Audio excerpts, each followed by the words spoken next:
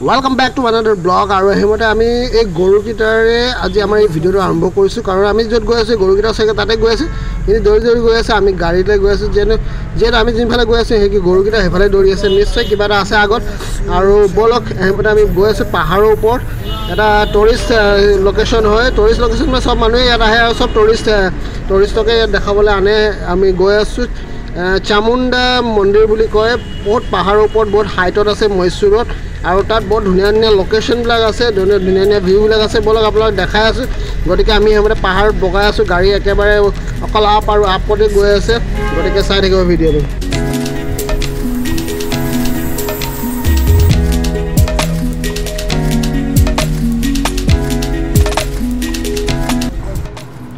Last time I পাই গলি এটা লোকেশনত একটু একচুয়ালি অরিজিনাল লোকেশনটো নহয় কিন্তু আমি বাটতে এটা ধুনিয়া ভিউ পয়েন্ট আছে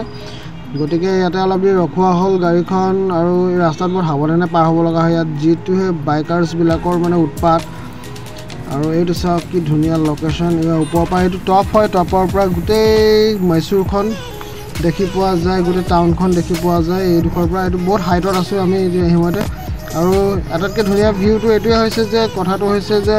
টাউনৰ একেবাৰে ওচৰতে পাহাৰটো আছে মানে এই যোনটো মন্দিৰ আছে মন্দিৰৰ পাহাৰটো ইয়াতে আছে আৰু হেতু কাৰণে প্ৰায় মানুহ ইয়াত ফুৰিবলৈ আহে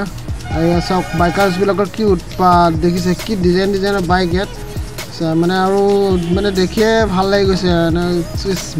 মানে মিছ কৰিছো বাইক এখন লৈ আহিলে ইয়াত সঁচাকে মজা লাগিছিল বঢ়িয়া লাগিছিল ৰাইড কৰিবলৈ প্ৰায় চাগে বাইকাৰ্স বিলাক হ'বলা সময় পালে ডাইৰেক্ট ইয়াতে আহি গুছি আহে সন্ধিয়া হৈ আহিছে আৰু ইয়াতো অলপ কিবা কি ভিউ বিলাক এনজয় কৰিলো আৰু যেহেতু মানে আমি বহুত দূৰৰ পৰা আহিছো মানে আমি বেংগলৰতে ষ্টে কৰা হৈছে ইয়াত এদিনৰ কাৰণে হে মহীশূৰলৈ আহিছো ফুৰিবৰ কাৰণে গতিকে যিমান সোনকালে পাৰা যায় সিমান সোনকালে গলে ভাল হয় আৰু আমি এতিয়ালৈকে আমাৰ যেটো লোকেশন এক্স্যাক্টলি আমি চাবলৈ আহিছো হেতু জাগালৈকে আমি এতিয়ালৈকে গৈ পোৱাই নাই এই ৰাস্তাতে বিলাকতে মানে অলপ ভিউ বিলাক মানে এনজয় কৰোতে অলপ দেৰি হৈ গৈছে গতিকে চাও সন্ধিয়া নোহোৱা আগতে গৈ পাবলৈ চেষ্টা কৰিম আৰু ইমানে ডাঙৰ এৰিয়া পাৰ্কিংৰ কাৰণে তথাপিও ইয়াত বাইকাৰ্স ইমানে আহিছে ইমানে ইয়ংষ্টাৰ বিলাক আহিছে ইয়াত মানে জাগা নাইকিয়া হৈছে পাৰ্কিংৰ কাৰণে আমিও পাৰ্কিংৰ কাৰণে জাগা এটা বিচাৰি আছো যেহেতু আমি এটা টেৰেছৰ ওপৰত পাৰ্কিং কৰিব লগা হৈছে আৰু ইয়াতে আমি পাৰ্কিং বিচাৰি আছো এতিয়ালৈকে পোৱা নাই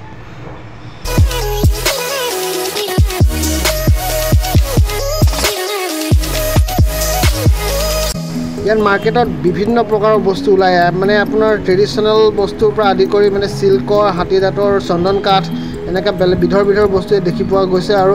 ইয়াত মানে আটাইতকৈ ডাঙৰ বস্তু কথা হৈছে সব বস্তু এভেইলেবল কৰি ৰাখিছে যেহেতু মানে টাউনৰ পৰা অলপ দূৰত আছে বহুত দূৰলৈ উঠি আহিব লগা হয় পাহাৰৰ ওপৰত কিবা এটা বস্তু দৰকাৰ হ'লে নহলে আকৌ বহুত দূৰ যাব লগা হয় সেইকাৰণে দোকানবিলাকত সব বস্তুৱে আপুনি ইয়াত পোৱা যায় প্ৰয়োজনীয় বস্তু আৰু কিছুমান সুবিধা আছে গেষ্ট হাউচ আছে খোৱা বোৱাৰ কাৰণে হোটেলৰ পৰা আদি কৰি সব বস্তু ইয়াত পোৱা যায় আৰু ইয়াত বহুতে সমাগম মানে মানুহৰ খুব ভিৰ আৰু ইয়াত এটা ডাঙৰ মাৰ্কেট প্লেচ বুলিয়ে ক'ব পৰা যায় আনকি ইয়াত ইমানে মানুহ হয় হেতু কাৰণে ইয়াত থানা এখনো দেখি পোৱা গৈছে আৰু ইয়াত এই চাওক বান্দৰ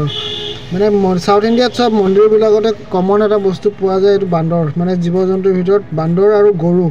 প্ৰত্যেকটা মন্দিৰতে দেখি পোৱা গৈছে আৰু মানে ইয়াত যেহেতু ফলমূল বিলাক মানুহবিলাকে উৎসৰ্গ কৰে আগবঢ়ায় হেতু কাৰণে সেইবিলাকৰ কাৰণে ইয়াত বেছিকৈ বান্দৰ চন্দৰ জমা হয় আৰু যদি ইয়াত দোকান পোহাৰৰ পৰা আদি কৰি মানুহ বৰ ভিৰ হয় তথাপি ইয়াত মানে এটা বস্তু দেখি পোৱা গৈছে খুব চাফ চিকুণ আৰু প্ৰায় কিছুমান মানুহ অকল এইটো কামতে লাগি থাকে চাফ চিকুণে কৰি থাকে যেহেতু মানে পৰিৱেশটো বেয়া নহওক আৰু সদায় যাতে মানুহবিলাক আহক এটা ভাল পৰিৱেশ দেখক আৰু এইটো চাওক চিলা এখন উৰি আছে অলপ বেলেগ ডিজাইনৰ চিলাটো আমাৰ সেইবিলাক হেতু সাইডৰ নিচিনা নহয় অলপ ষ্টাইলটো বেলেগ আৰু যে আন্ধাৰ হৈ আহিছে লাইট সাইট বিলাকো জ্বলিছে কিন্তু এটা কথা আজি বহুত বতৰটো বিৰাট ভাল আজি মানে ইমান ডাৱৰীয়াও নহয় ইমান ৰ'দ চটো নাই গৰমো নাই আৰু হসা আজি বাজে ভাল বতৰ ফুৰিও ভাল লাগিছে হেতু কাৰণে আৰু এই মন্দিৰটো কোনবা ৰজাই বনাইছিল হ'বলা কিন্তু ইমানখিনি হিষ্ট্ৰী মই নাজানো সেইকাৰণে আপোনাৰ ইনফৰমেশ্যনটো দিয়াও নাই জিটি কৰিলে ইনফৰমেশ্যনটো ভুলো হ'ব আৰু আমি যিমান হাইটত আছো ইয়াৰ পৰা তলত বহুত ধুনীয়া এটা ভিউ আপোনালোকক দেখাই দিছো অৱস্থা এইটো চাওক তলফালে এটা এইটো হিলছ এৰিয়া হয় গোটেই পাহাৰে ভৰা আছে